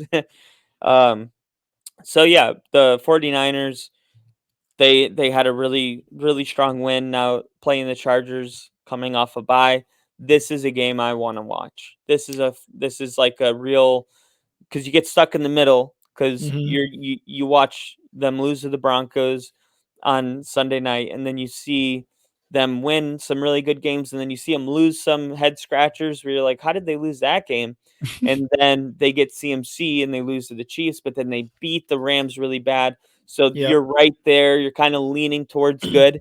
Now they got Mhm. to take care of the Chargers, and the Chargers coming off a bye week are going to be ready to go. But this is a team I think is trending towards being the best team in that division, uh, with the Seahawks. Go figure. Geno Smith, the eighth ranked fantasy quarterback. We'll get there, but Yeah. uh, what do you think? Are you kind of like with me on the 49ers? I am, and I was just gonna ask you, how jealous do you think Sean McVay is looking across the sideline and seeing Christian McCaffrey do all that when he's struggling to get a rush game going? He Oh my can't even god. have he can't even he doesn't even have one running back that can do what Christian McCaffrey does, let alone rush for over like 100 yards in a game. Like he's got to look over there and he's like, I'm gonna do so many push-ups because I'm just pissed off. You know Yeah, what I mean? not as I've never said this on our show, but not as jealous as I am that we didn't get CMC, and I'll tell you why really quick. Yeah. John Lynch is our GM. That's our Hall of Fame safety. Kyle Shanahan, Mike Shanahan's son, that is our all-time winningest head coach. He was a genius. He was considered the best coach of his era. Mhm. So Kyle Shanahan works with John Lynch, and then CMC, his father, Ed McCaffrey, he was our wide receiver. It was like the San Francisco 49ers have so much Broncos DNA in them. It's like it's impossible You were to. like, "Fuck." Yeah, I was like, dude, we should get CMC. That would be so poetic for him to come back, maybe wear his father's number. Like, no, he's gonna go play with John Lynch and Kyle Shanahan, and you're gonna watch. It's like, And you're gonna fucking like it. yeah. So No, yeah, man. I the San Francisco 49ers are on a collision course with the Seahawks right now for that first spot in the NFC West division. And again, unexpected because this is a division that has the Cardinals and the Rams in it. Yeah. And we knew that Rams coming in were going to have a problem not signing OBJ, getting rid of their other star wide receiver, and again, thinking that Cam Akers was going to flourish into this running back one, and that didn't work out. Matthew Stafford got hurt, but I think for a long time, what Sean McVay was really good at was being able to play around this and getting the most out of the players that he had. And so far, the only thing that he's done is the complete opposite. Yep. Um, so again, credit to the 49ers because they said we have uh um kind of a problem, but not really. Our running backs are just kind of all over the place. Let's go get Christian McCaffrey and let Kyle Shanahan be like, "Oh, my new fucking toy. I get to do whatever I want with him." And he did everything you possibly could on an offense with Christian McCaffrey in this game. Yep. So credit to them, man. The 49ers and the Seahawks are on a collision course right now, and it really couldn't get any more exciting for someone whose team is not in that division at all. Yeah, I was trying to see our tally um for like wins losses for the week. Mhm. Looks I think we both might have both gone 11 and 5, something around there. Really? But I'll yeah, tally him up at the end though, if you want me okay. to. Yeah, Yeah. yeah.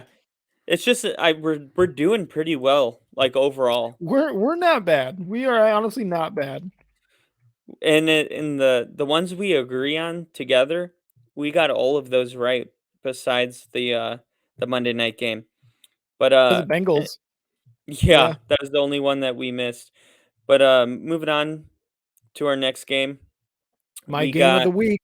your game of the week. Mhm. It's time to write back if you're Geno Smith because it's getting really hard to watch as a Broncos fan. Dude, nobody trolls Twitter as hard as Seahawk fans on the Denver Broncos Oh, pages. I bet, dude. I bet. I They're just fucking like, bet. "Oh, we're gonna get a number one pick. We sold you Russell Wilson. We like this was the what do you call it when you like it's like a bad deal, like you fluke somebody. I forgot Oh, the they term. fleeced you guys? Fleece. This is the Mhm. fleece of the century. They're calling it. It's so stupid. Yeah, it's like you guys literally cried the day you Yeah. got traded, Yeah. and I Like, there's it's no way you could have predicted what was going on. Come on. nobody did, and No. they're like, "Oh, we knew." It's like you I'm like, "You have more Broncos retweets than Seahawks retweets, like, get a life." Like, the day I go on the Seahawks Twitter page, I'll Mhm. realize that I have nothing going on in my life. I just thank you for getting me involved in this, but Giants come in at 6-1, and, we both predicted the Seahawks to win this game.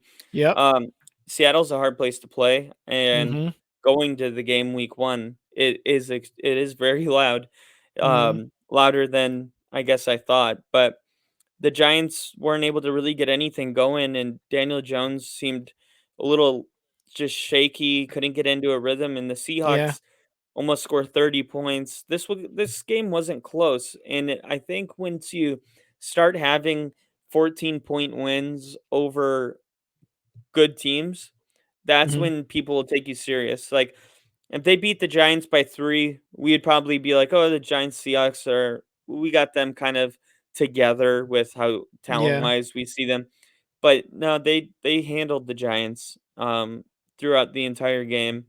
I really Mhm. think that that was a statement win for the Seahawks, and as good as the 49ers are doing, they're not number 1 in their division, and the Rams Nope. are only 1 game behind the 49ers, Mhm. and the Cardinals are only 1 game behind the Rams.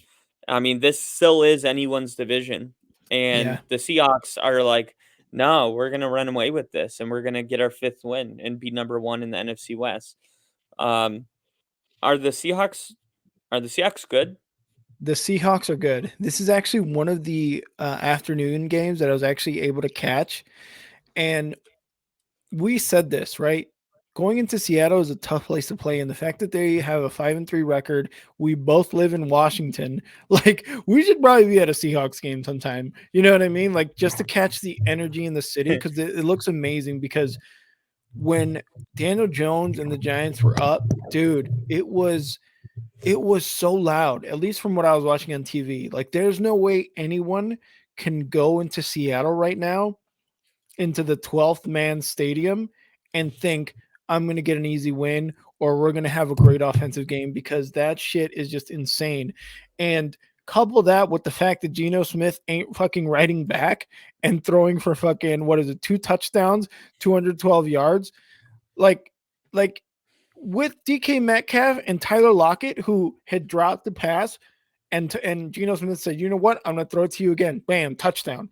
Like, this Seahawks team is really good, actually. Like you said, are they good? They're pretty damn good, especially when they're at home. They have 3 losses, which, doesn't put them in, like the I guess the Bills or anything like that. But I mean, they're like I would say I'd put them between like an 8, ranked between an 8 and 11 right now. They're probably right within that that range. Um, how long can this last? Can this last another 8 weeks? Can they pull off a 10-7? Can they pull off an 11-6 record? Maybe. I'd have to look at their schedule, and kind of like Jalen Hurts with the Eagles. Me and you just take this 1 week at a time, so we don't really have schedules in front of us to look at. But credit to the defense too. Credit to the 12th man in Seattle, because Daniel Jones looked like hot garbage, and the only thing that was working for them was Saquon Barkley, and he only had 53 rushing yards. He had the only score of the game, but I mean, he didn't look like the Saquon Barkley that had been playing the last 7 weeks of football. So Yeah, and credit their defense credit for to them that. really well. Yeah, because that is Yeah, no easy task to take on Saquon Barkley, who going into that game was the number one running back in the NFL. So yeah, a human with tree trunks for legs, like, that's impossible, and they did it. So I want to see Saquon Barkley and Nick Chubb in a squatting competition. that would be fucking awesome. This Let's move. This Sorry, go ahead. commercial is sponsored by PetSmart, where if you sign up for a PetSmart membership, you'll get 20% off of all your grooming, pet needs, and your dog supplies. Get $20 cash back anytime you use the code PETCO. There you go. Petco, sponsor us. We're literally giving out fucking discount codes for you guys. They're Let's like, move into, like, where did what'd they you get say? those? They're like, where did they get those? How did they know our future fucking coupons? What the hell? Um, let's move into our Sunday night football, which we streamed on Sunday night. We had we had the Packers at Buffalo going up against the Bills. I mean, Kyle had a little bit of the Wisconsin roots running deep, picked the Packers. I picked the Bills, obviously. They only won 27-17, so I guess it was closer than I expected. But yeah, the Bills won, dude. And this was with Josh Allen throwing 2 interceptions. So the Yeah, Packers suck. yeah, see, and that's what a lot of the podcasts that I've been watching, they've decided that they're gonna come to the conclusion that the Packers are just not a good team this year, Facts. and I kind of disagree with it, because No. the the fact is, if the Chiefs would have lost to what was the final score of the Chiefs Bills game? Do you remember? It was like, I think the Bills won by a touchdown. Yeah, so the Bills, they beat the Packers by 10. £4 10. or 10 points. Yeah. Okay, that sounds a little worse. Now, because I thought you said 17-21, and in my head I was like, "Wow, the game didn't seem that close." Mm-mm. And I live streamed it, but I guess I was a little. I just think, like, the Bills are the best team in the NFL. So Mm-hmm. if you're trying to say, are the Packers the best team in the NFL, then Absolutely not. the answer is no. But if you're saying, are they trash? I mean, they didn't get completely destroyed, so no. I can't go with that though. I can't just say like just because they didn't get blown out 35-3 doesn't mean that they are a bad team. Doesn't mean that they are not a bad team. I mean, we looked at it, dude. We watched the game and they were not moving the ball. The defense from the Buffalo Bills was getting to Aaron Rodgers. I don't know. I forget how many sacks they had if they did have sacks. Yeah, I think they had a I'll look couple. I'll look that up. But Aaron Rodgers, uh, I don't want to say Aaron Rodgers' interception was a bad one because he I think that was his third or fourth in the season. I mean, it was a tip ball, I think. So you can't really like give him too much shit for that. But this defense did really well. He got sacked two times. So this Bills team is just so much better than Green Bay. I'm sorry, but I just even with Josh Allen throwing 2 interceptions, dude, 2 interceptions, and he still got a 10-point win. Like you can't be that bad when I don't know. You can't throw 2 interceptions and still go out with a 10-point win. Like who else can do that other than Josh Allen and maybe Patty Mahomes? Yeah, no, you're right about that, but I guess time will tell if the Packers have really fallen off a cliff. So do you think they end up with a losing season? It is tough to tell right now because Well, if the they're a bad team, that should be an easy yes, right? I mean, absolutely, you're right. But somehow, I always think that no matter what happens with Aaron Rodgers on the team, he's always going to win. He's always going to have a winning record. It's just one of those things that I've grown accustomed to as a Bears fan. You know what I mean? And always Yeah. seeing Aaron Rodgers twice a year, It's and like him winning picking it. against Mike Tomlin, you're like, Exactly. It's just like watching him win Super Bowl, watching him win MVPs, watching him destroy the Bears. It's like somehow he's going to pull a fucking 9-8 record out of his ass and still be over 500. But this is the first season where I'm actually starting to think, oh shit, LaFleur and Rodgers are going to have a losing season because of what happened over the kind of my prediction right now, week 8. and you got the Lions kind of overachieving, even though they're not doing well, and you got the Packers underachieving. So next week, Packers go to Detroit and take on the Lions. So that'll actually be I think that'll be a fun game to watch. Save it for Thursday's episode.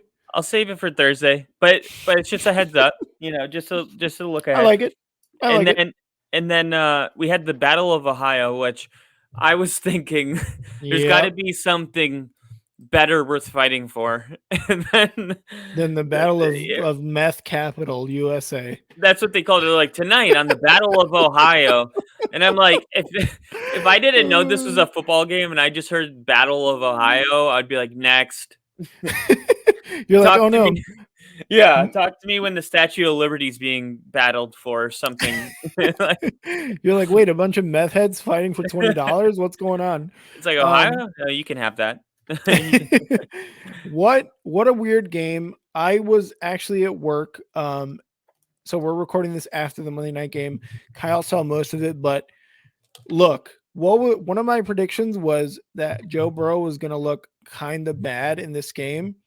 He threw 232 yards, 2 touchdowns, an interception, but he also, I think, fumbled the ball. He fumbled once, Yeah. lost it, and got sacked. Let me count. Hold on, because the Browns defense actually did pretty well.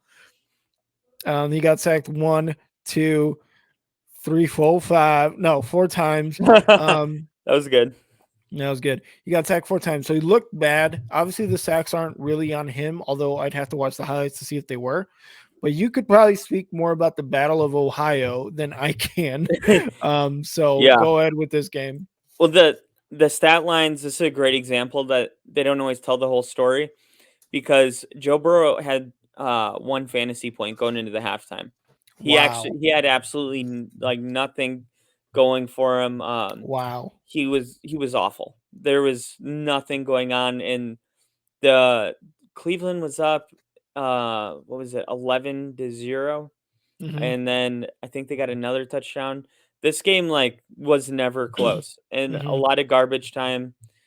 Yards. He had like a 54-yard touchdown pass to T. Higgins. Yeah. But if you take away some of the big plays, like if you had him on your fantasy, like he saved the day with like the ending of the game. That's what I mean. Oh, did he? Um, yeah, I mean, as much as you could say saved, I mean, he still only ended up with 13 points, but it was Better about than it was about to be like 4. yeah. So, um, yeah, just not good. There was some strip sacks going on. This was just a rough game for Cincinnati. There's no way around it. I Mhm. think the headline is going to be about Jamar Chase, and as much as that is definitely a factor when an elite wide receiver goes out, there's no excuse for a performance like this when you have Tyler Boyd and T Higgins. Like Yep. like you have the best wide receiver group in the NFL, in my opinion. Mhm. Tyler Boyd is a wide receiver 2 in any team, and he got bumped to 3. So now you're just operating the way normal offenses do with T Higgins and Tyler Boyd as a 1 and 2. Most Mhm. people don't have all-stars, all the way down to wide receiver Yeah. 4. So, I don't have a lot of sympathy with the Jamar Chase thing being out. Like, do I expect him to go from 28 fantasy points to 22? Sure. But do I expect him to have 1 point by halftime? This was a horrendous game for Cincinnati. Yeah. The offensive line wasn't good. Joe Burrow, frankly, wasn't good. His timing, his pocket awareness, some of the strip sacks actually happened when he was getting ready to obviously a strip sack is usually when you're getting ready to throw the ball. And it was just well, sometimes they're just holding it and Yeah. they get sacked. But the one that happened to him, he was getting ready to throw it to T. Higgins, and he got strip sacked. And it wasn't Miles Garrett. It was like number 55. It was a linebacker, played really great tonight. I forgot his name already, but if he plays like that next week, we'll definitely know his name. Cleveland just came to play. Simple as that. They came Yeah. to play, and Cincinnati has proven to be the most up and down team in the NFL. I mean, last week you had Joe Burrow throw 4 touchdown passes, and it was vintage Joe Burrow. You wondered if he was smoking a cigar Mhm. by the time you were watching the post game highlights.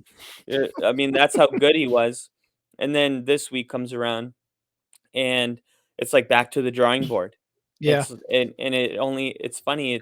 I'm not gonna be a victim of the moment because this NFL season has made us all captives of the moment and gone up and down. I'm just gonna accept that Cincinnati's gonna do that, but they will always have the potential to do what they did last week. Yeah. And the problem is you can't win a Super Bowl playing like that. But you can win more than half your games, and I think Cincinnati will probably do that, but they got to find a way to just be more consistent, period. And do you, so again, I didn't watch the game. What exactly happened to Jamar Chase? Did he get hurt in the beginning of the game, or was he out before that? No, they ruled him out for like 4 to 6 weeks, but declined to put him on Oh. they declined to put him on short time IR, and like Mhm. the quick and dirty of that is if you get put on IR, short-term IR, which I don't even believe it was a thing until COVID.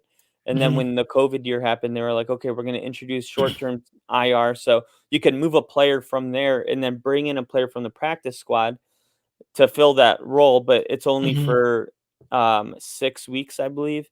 Yeah. So they declined to put him on short-term IR because they had a bye week, and they were thinking, if I put him on short-term IR, he has to miss this many games Mhm. and it's like a suspension, how the bye week doesn't count as a game. So they were like, Mm. okay, with the way the bye week is, they declined to put him on short term IR with hopes that he'll be ready maybe a week earlier than he would be available if he was on the IR. But he had some kind of ankle, or no, I believe it was a hip injury. Mhm. And that was known to us like early last week, but I kept Tyler Boyd on our what do you call it? On my bench. Sorry, work just texted me. Yeah, They okay. don't realize that I'm actually working right now. Support And this channel so and we by can have this as our full-time job. And by work texting him, he means I texted him. No, I'm just kidding. But Okay. it is his hip. Head coach Okay. Zach Taylor stated hip is expected not to go on injured reserve. That's what I just told you guys. But he Mhm. should be potentially back by week 11. So this is not like very long term, but it's not a short thing either. Yeah. Okay. All right. Well, that's my news on Jamar Chase. Thanks for that, Kyle. So that was week 8, and let's go over our record.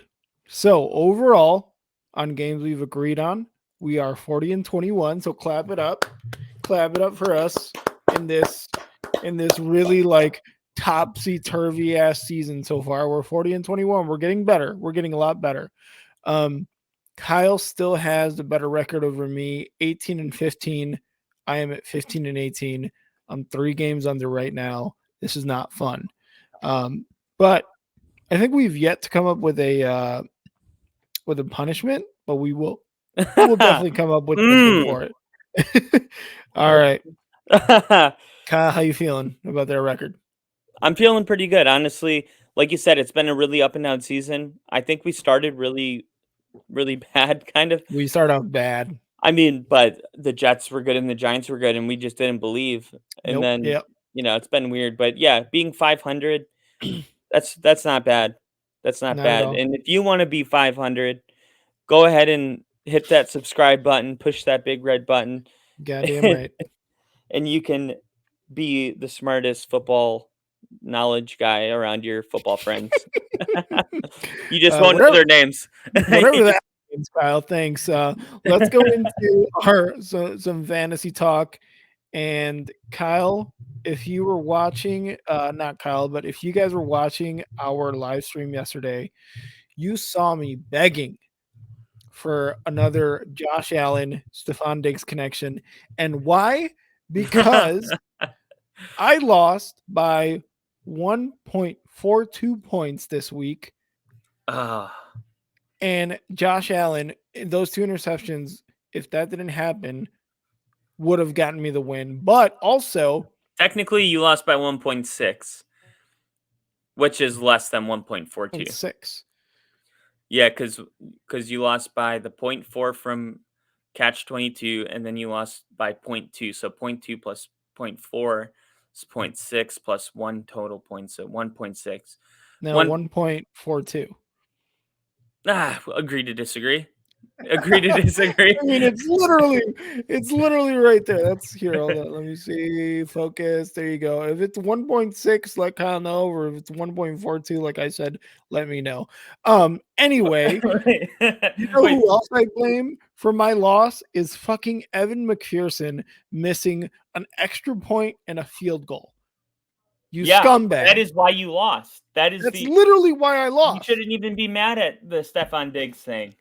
No, but he threw 2 interceptions. Allen, that motherfucker. Ugh. And look, Najee Harris has not been the stud that I was hoping for. Thank God I got Nick Chubb because he got me 25 points in this game and has been the most consistent running back I've had on my team all year. So when it's Yeah, his bye week, which I don't think has happened yet, although I may be wrong, it's going to be a really bad week for me because I don't want to drop Najee because I think he's still poised to break out at some point, and then yeah, that's gonna that you know what I mean? Like that's what I'm gonna trade him. So he's I don't just want to lose that. he's just too good to drop him. But you could definitely put him on his bench until he earns the right to start. That's what I did with DJ Moore. Mm, Like I will be yeah, starting him next week, yeah. but I didn't give him the start. Um, but I will retract. It is 1.42. Um, and it was because Thank you, thank I you. thought he had 115.04, and Oh, I okay. yeah, GED over here. Yep, yep. Um, General education degree. yeah. Oh, that's what that stands for. I I have no idea. Probably. thought it was generic. um, so no, not bad, but I really don't think like Josh Allen's the number one quarterback in fantasy, and he averages 27 points a game, Yeah. and he only got you 17. So little bit of a bad week for Josh Allen, the number one quarterback in fantasy. Yep. But you can't really ask for too much more of Stephon Diggs, a Oh touchdown and no. 108 yards. Like But everyone else did McPherson really just had to well. make the field goal, bro. That's it. Dude, he just had to make the extra point. That's all he Yeah, needed to do. like that is, And or just not miss the field goal. If he just doesn't miss that field goal and makes the extra point, you're good like too. that, yeah, that was like what? Even if it's like a 20-yard field goal, I think he might have missed from longer than that. That would have gotten me over the edge to win. So I'm mad at Josh Allen and I'm mad at Evan McPherson, but I'm also kind of been mad at Najee Harris. Kyle, did you do any better this week than I did? I had 130 points, and the person I was playing was Must be projected to nice. have 131 points. Must be Um, nice.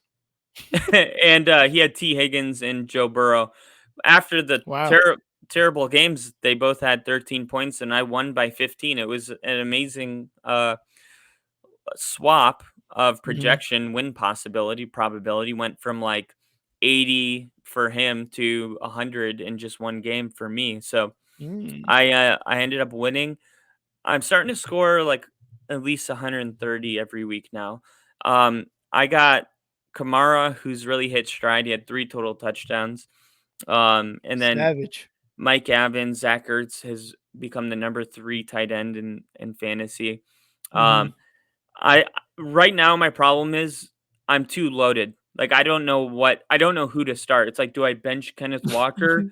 Or I'm like, okay, so I have DJ Moore and CD Lamb. This is my Yeah. bench. DJ Moore had 28 points. CD Lamb had 18.8, almost 19 points. They're on my bench because I'm not going to bench Devontae Adams or Mike Evans. Um, Mhm. and then Tyler Boyd's on the bench, and Ramondre Stevenson had 21 points. I didn't want to start him over Kenneth Walker. It's this is a really like stacked team right now, Mhm. and I did the math. If I can win the rest of my games, I really needed you to beat the guy you're playing because he's in my division, but Yeah. I did beat somebody in your division, so that should make things Thank better for you. God. Thank Um, God.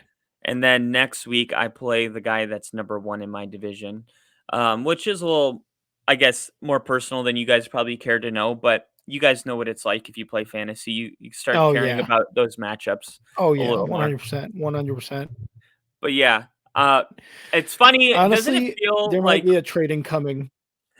Doesn't it feel like when the Bears are winning, your fantasy team's winning, and like when the Broncos are winning, like the Yeah. fantasy, and it's like if the Broncos blow out a team, I'm gonna blow out someone in fantasy. It's like weirdly connected. Mm, Like I barely won. The Broncos kind of squeaked away with a win, but yeah. it just always feels like football is such of like it's such a vibe, you know? Yeah. Like Yeah. you have good vibes and you have And bad vibes. and like you said, people who listen and are like, "Yeah, I get it." This is why they listen to like football podcasts because they want to know, man, did they have a shitty week as much as I did? Did Devontae Adams really fuck you over as much as he fucked me over? You know what I Yes. mean? Like shit like Yeah. that. Yes, Yeah. 100%. So, you know, this is why we're here. We're here for you guys, for fantasy, for all sorts of fun stuff. But Kyle, did you have anything else, or are we gonna wrap this episode up? No, good to wrap this one up. Good to see you. Good to do this podcast, and I can't Yep. wait to break down all the games that I already spoiled. And yeah, no, it was a good time, great time. We had our second or third live stream, I think, on Sunday Night Football, Bills and Packers. If you're listening and you're like, Rick, why do you sound like you have cotton balls in your mouth? I think I explained it on the live stream. I have a little something called Bell's palsy, which literally makes me look like I had a stroke. The whole entire left side of my face is just numb. So I can't move it. So that's kind of cool. Had it before, not going to be an issue. Should just be about 2 to 3 weeks of this, and then I will be back to normal, terrible take Rick. So just give it some time. I'll stop mumbling after a bit here. But if you want to follow us on Instagram, on TikTok, on YouTube, you can follow us at Star Six Media. It's on the little ticker here at the bottom if you're watching us on YouTube. And if you want to follow us on Twitch at Star Six Media as well as Facebook. I keep forgetting all the places we're at. As far as Twitter, You could follow me at and now Rick. Watch me tweet again about the Bears, about them trading Roquan, about them losing, about them winning, about them surprising me. Kyle, where can they find you on Twitter to tweet all things Denver Broncos? Yeah, yeah. You can find me at FTBL Only Podcast. That's FTBL Only Podcast. Yeah, a lot of Broncos. I'm trying to get more, I guess, NFL centered in Mm-hmm. general, but I just tend to retweet the things I'm most passionate about. So Exactly. I end up getting a lot more Bronco stuff on there, but retweeted the Roquan Smith trade today. Gonna try to start retweeting things. So if you guys follow my Twitter page, it'll look maybe similar to an Adam Schefter um, page where I start, retweeting big news because I'm usually around when I see big things happen. All I gotta do is Yep. hit that retweet button. So maybe you'll hear it first from us, but we heard it from someone else. We can't really take credit. we're in the trenches right now. We're trying to get all the news. It's like you heard it here first on Only Football from Adam Schefter. Uh, Yeah, we got it from him actually. Um, all right, man. Well, another great episode. Week 8 is in the books. We're almost halfway through the 2022 NFL season. A lot of things are starting to become clearer. Catch our show on Thursday where we get into a little bit more, few more segments and our week 9 predictions. Kyle, always a pleasure, man. I will see you later this week for our Thursday episode. all right, man. See ya. See ya.